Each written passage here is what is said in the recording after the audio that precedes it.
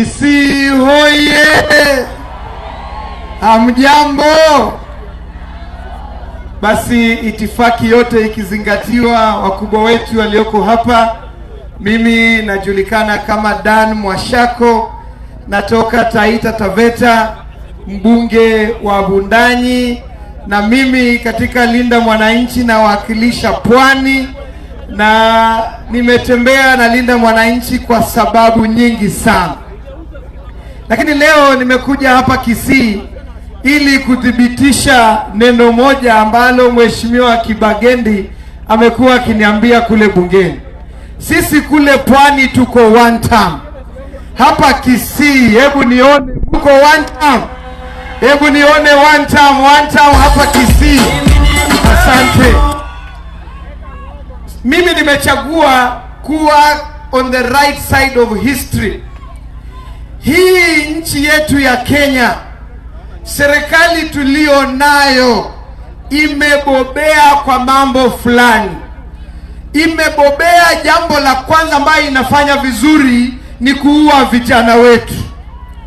Jambo la pili ni abductions. Jambo la tatu ni wizi na ufujaji wa pesa ya raia. Jambo la tatu ni kutoheshimu katiba ya nchi. Jambo la nne ni kutoelewa na kusikiza matamanio na matakwa ya wananchi. Jambo la tano, hii serikali inafanya vizuri, ni kugandamiza uhuru wa wanahabari. Jambo la sita ni kutojali haki za jamii, human rights katika Kenya yetu. Ndio manake mimi kama Mwashako nimesema nitasimama na Linda Mwananchi ili tukakomboe nchi yetu hii. Na tunaposema one term ni kwamba mwaka ujao serikali ya William Ruto lazima iende wapi? Nyumbani. Ili tulete serikali ambayo inaelewa kuongoza Kenya hii, ambayo itatengeneza nafasi za kazi za vijana wetu.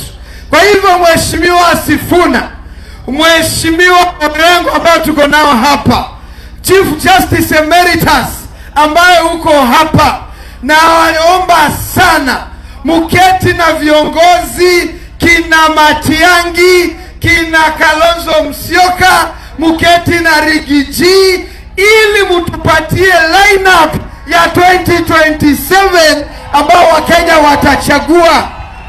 Na nina imani sisi ambao ni ground soldiers, sisi wabunge tukiwa na kibaa hapa, tutasimama kidete to deliver our people to the right government ambayo itasikiza, italeta haki na haitaua Wakenya. Kwa hayo mengi, asanteni.